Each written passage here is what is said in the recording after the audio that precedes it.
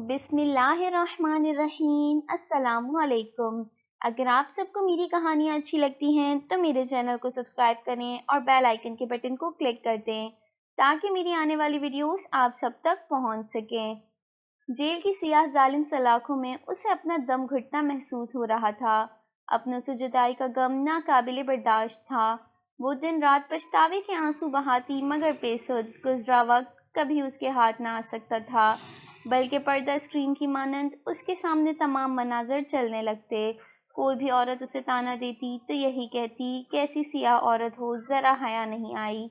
वो रोती, चीखती, बिलखती रहती, मगर जेल की ये सलाखें उसकी दर्दनाक ज़िंदगी और मौत की जगह बन चुकी थीं। वो अपने माँ बाप की इकलौती बेटी थी। माँ बाप बहुत ही गरीब थे। बाप मजदूरी करके जो भी कमाता उससे 2 वक्त की रूखी सूखी खा ली जाती। इसका चचा ज़ात रशीद तो शुरू से ही उस पर मरता था, मगर वो उसे घास ना डालती। उसे शुरू से ही अमीरज़ादों की बीवी बनने का शौक़ था। रोटी को तो वो तरस चुकी थी। जवान हुई तो अरमान भी जोबन पर आ गए। गली के कई लड़के उस पर मरते थे। बेहद हसीन थी, इसीलिए गुरूर भी करती। जल्द ही उसने एक आध लड़के से बात करने के बाद खाने मंगवाना शुरू कर दिए।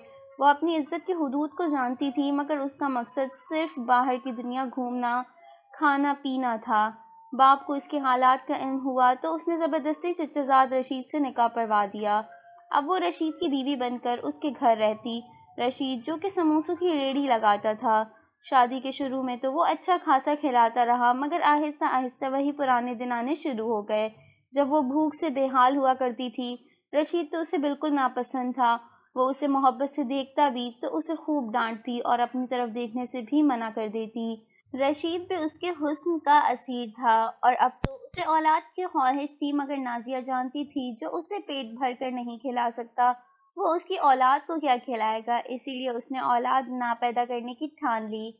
अब रशीद भी रोज़ आग बगोला होता और खूब मारपीट करता। वो रोज़ रोज़ रशीद की मारपीट खाकर तंग आ चुकी थी। वो कहीं दूर एक आज़ाद पंछी की तरह उड़ना चाहती थी। वो इस जालिम से निजात भी हासिल कर सकती, क्योंकि जानती थी वो वालिदैन के घर वापस भी नहीं जा सकती, क्योंकि वहाँ फाकों के तूफ़ान मंडला रहे थे। वो खुद से तंग आ गई। कभी कभी दिल करता खुद को ख़त्म कर ले, लेकिन फिर चाह कर भी कुछ ना कर सकती।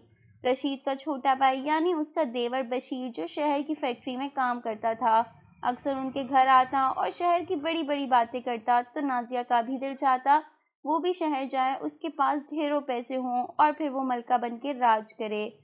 वो जानती थी कि रशीद के पास भी अपना घर है, सोना मौजूद है और बहुत सारी रकम जमा कर चुका है, मगर फिर भी वो इन सब तक रसाई हासिल ना कर सकती थी। उसने रशीद के छोटे भाई को ही जुल्फ़ों का असीर बनाने की कोशिश की। जल्द ही वो इस खेल में कामयाब हो गई। रशीद की रेहड़ी पर काम करने वाला मुलाजिम अफजल भी इसके हुस्न का दीवाना था। वो इन्हीं अच्छे बुरे हालातों में ज़िंदगी गुजार रही थी कि अचानक गम की ऐसी आंधी चली जो सब खुशियाँ अपने साथ बहा ले गई। वो रोती रही, बिलखती रही, ज़ोर ज़ोर से चीखती रही, मगर कोई उसकी मदद को न आया। उस भयानक रात में नकाबपोश डाकुओं ने ज़बरदस्ती घर में घुसकर फायरिंग की। फायर रशीद के सीने में लगा और वो वहीं गिरकर फना हो गया। रात के इस पहर जब सब आराम की नींद सो रहे थे, उसने अपनी चीखों से सबको जगा दिया। उसकी दर्दनाक चीखों से हर कोई गम में मुब्तला होता नजर आया। घर, जेवर और बाकी पैसे सब उसके नाम हो गए। वो सारा दिन शौहर की याद में रोती रहती। फिर जल्द ही शहर छोड़कर कहीं दूर जा बसी, शायद अपने ख्वाबों के शहर, जहाँ उसे कोई रोक टोक ना थी, जहाँ वो अपनी मर्जी से ज़िंदगी गुजार सकती थी, जहाँ वो अपनी मर्जी से अपने महबूब की सरगोशी में जी सकती थी। लेकिन कभी कभी चीख उठती। रोज़ रात को सोते हुए इसका ज़मीर उसे बेचैन होकर कछू के कर पुकारता, मगर फिर वो ख्यालात झटक कर सो जाती। शहर में आकर उसने महबूब को भी छोड़ दिया और अब वो नए कामों में मलूस हो गई। शराब नोशी, हसीन रातें इसकी ज़िंदगी का महूर बन चुकी थी। वो इन काले धंधों में रोज़ मुंह काला करती और फिर थक हार कर सो जाती, मगर मुआशरे के सामने वो ऐसी शरीफ औरत थी जिसका सुहाग जालिम देवर ने ही उजाड़ दिया, जो बेचारी शौहर के गम में जगह जगह धक्के खाती रही और फिर बिलाखिर बड़े शहर जाकर रिहाइश इख्तियार कर ली, जहाँ फैक्ट्री में काम करके 2 वक्त की रोटी खा लेती। मगर हकीकत तो इसके बरअक्स थी। वो अपनी ज़िंदगी में खुलकर जीना चाहती थी। वो सब इक़दार, रिवायात और उसूलों को भूलकर बागी हो चुकी थी। बड़े से बड़ा जुर्म भी उसके लिए मामूली हो गया। کبھی کبھی گاؤں چکر لگاتی تو وہی معصوم نازیہ بن جاتی جس کا سب کچھ ایک بھیانک رات میں لٹ گیا تھا۔ پولیس نے اس کے دیور بشیر پر بہت تشدد کیا، پھر بالآخر وہ اسی نتیجے پر پہنچے کہ وہ قاتل نہیں۔ بس اسی دن کے بعد انہوں نے اپنی تفتیش شروع کر دی اور پھر بالآخر وہ اصلی قاتل کی گرفت میں آ ہی گیا۔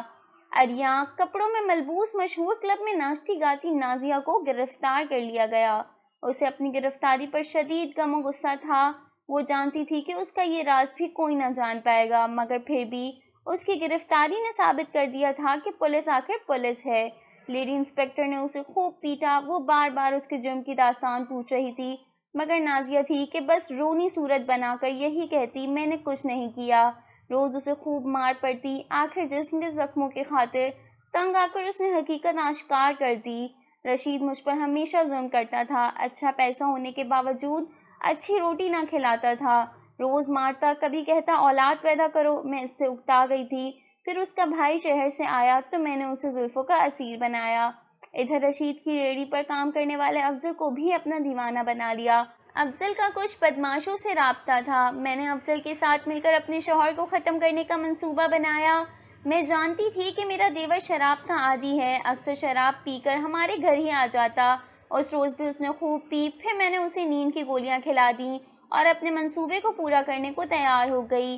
افضل کے چہرے کو نقاب سے ڈھکا، اس کے ساتھ 2 اور لوگ تھے۔ وہ گھر میں داخل ہوئے تو میں نے اچانک شور ڈالا۔ میرا شوہر باہر آیا تو انہوں نے تھوڑی ہی لڑائی کے بعد فائر اس کے سینے پر مارا۔